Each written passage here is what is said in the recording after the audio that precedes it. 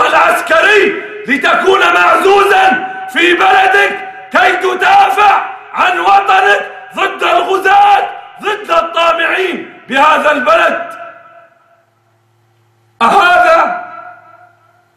أهذا جزاء الشعب السوري؟ يقتل بسلاحه بماله؟ أما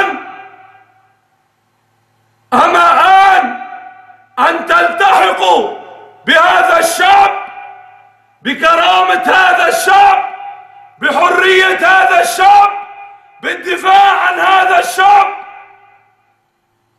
وأنت